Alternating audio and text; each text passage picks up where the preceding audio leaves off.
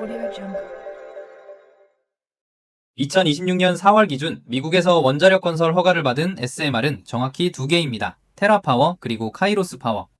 이 중 뉴스케일은 경수로입니다. 70년 된 기술의 축소판이에요. 나머지 둘은 4세대, 나트륨으로 식히거나 용융염으로 식히는 완전히 다른 원자로입니다.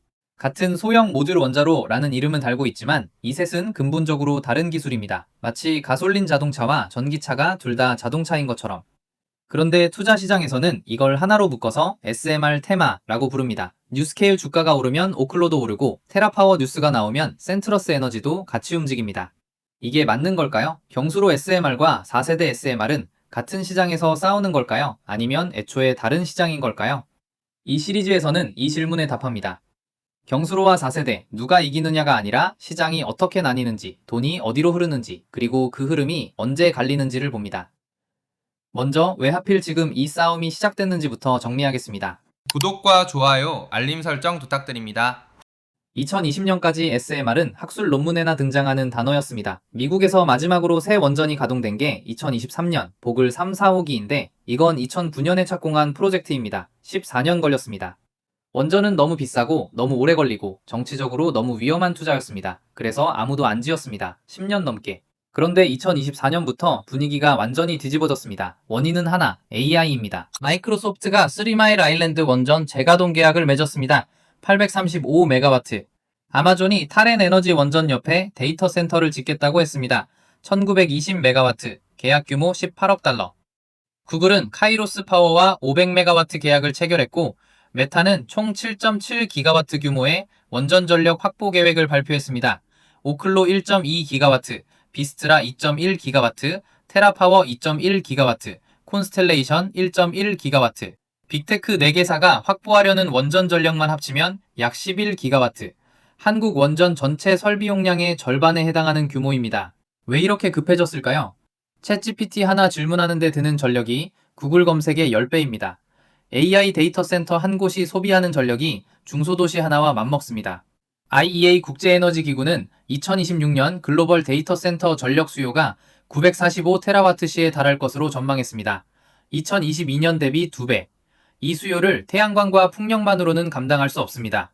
24시간 365일 끊기지 않는 전력이 필요합니다. 원전이 유일한 선택지는 아닙니다. 하지만 탄소를 배출하지 않으면서 24시간 돌아가는 발전원 중에 가장 현실적인 선택지입니다. 여기까지는 왜 원전이 다시 주목받는가의 이야기입니다. 진짜 질문은 다음입니다. 어떤 원전을 지을 것인가? 선택지는 크게 두 갈래입니다. 경수로 SMR과 4세대 SMR. 이 둘의 차이를 이해하려면 원자로의 역사를 잠깐 봐야 합니다. 세계 최초의 상용 원자로는 1956년 영국 콜드홀 발전소입니다. 1세대 가스 냉각로였습니다. 이후 1960년대부터 70년대에 미국이 경수로를 대량 보급하면서 2세대가 시작됩니다. 경수로의 원리는 단순합니다. 우라늄 핵분열로 물을 끓이고 그 증기로 터빈을 돌립니다. 냉각제도 물, 감속제도 물, 그래서 경수로입니다. 현재 전 세계에서 가동 중인 원전 440기 중 약 360기가 경수로입니다. 비율로 따지면 82%.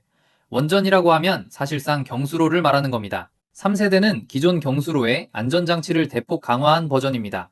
후쿠시마 이후 기준이 바뀌었고 AP1000이나 APR1400 같은 원자로가 여기 해당합니다. 여전히 경수로입니다. 뉴스케일은 여기서 한 발 더 나갑니다.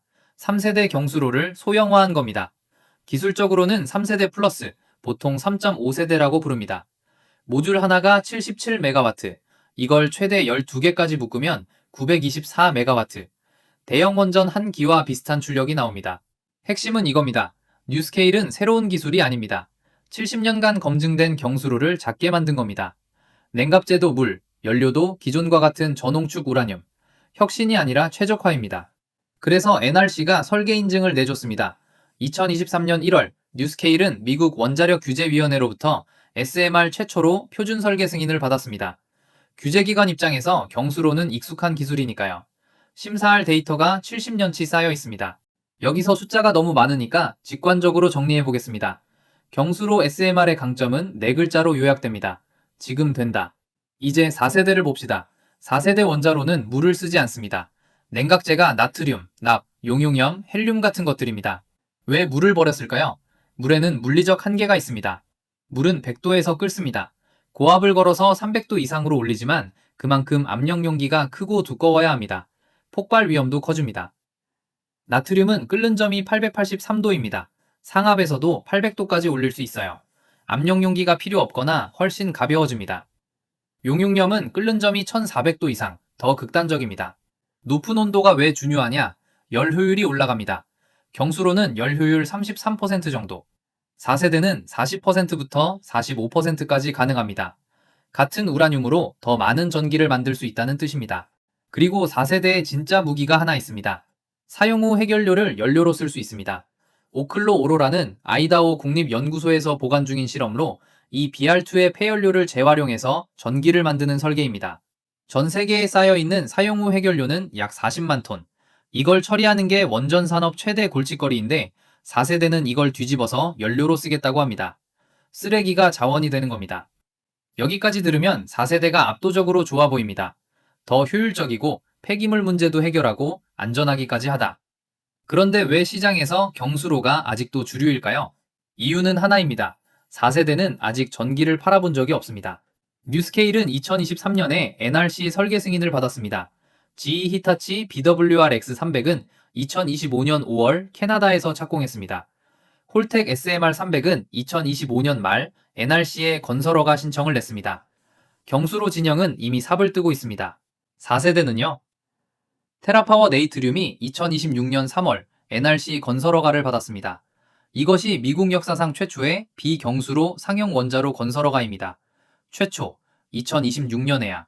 카이로스 파워는 2023년 12월 시험로 헤르메스 건설허가를 받았고 2026년 4월 상용 시험로 헤르메스 2 기공식을 했습니다.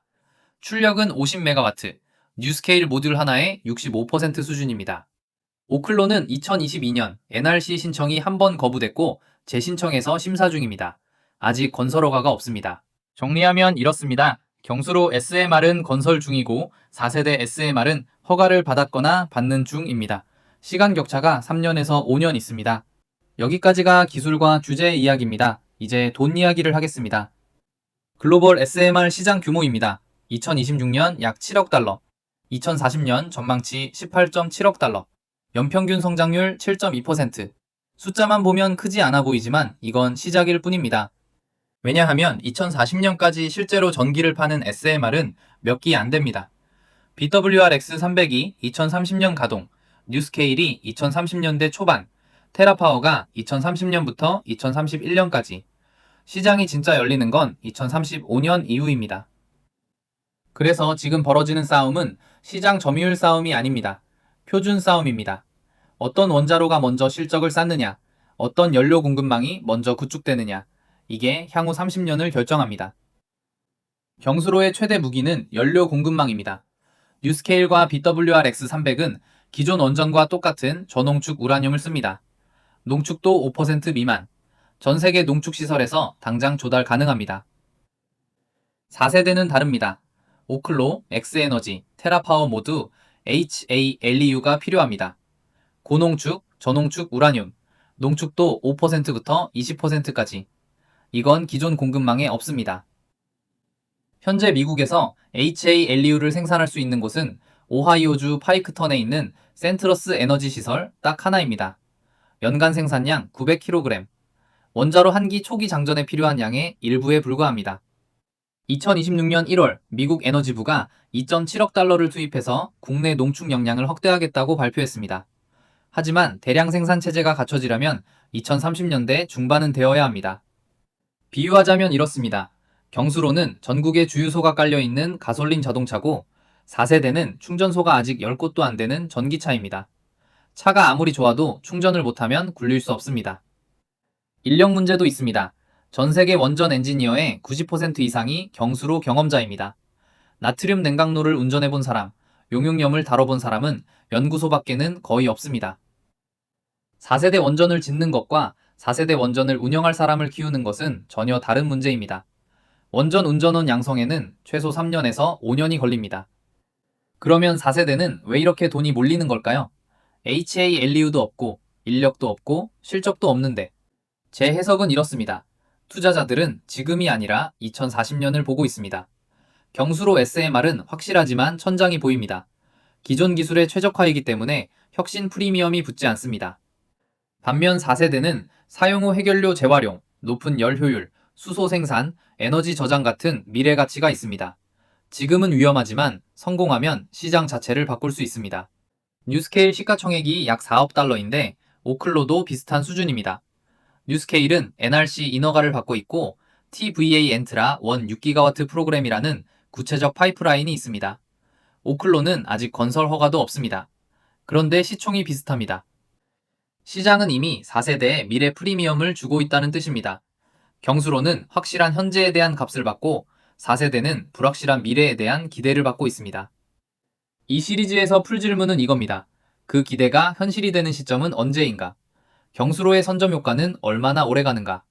4세대가 HALEU와 인력 문제를 해결하면 경수로는 밀려나는가? 그리고 가장 중요한 질문, 한국 원전 산업은 이 흐름에서 어디에 서 있는가? 다음 편에서는 경수로 진영을 구체적으로 뜯어봅니다.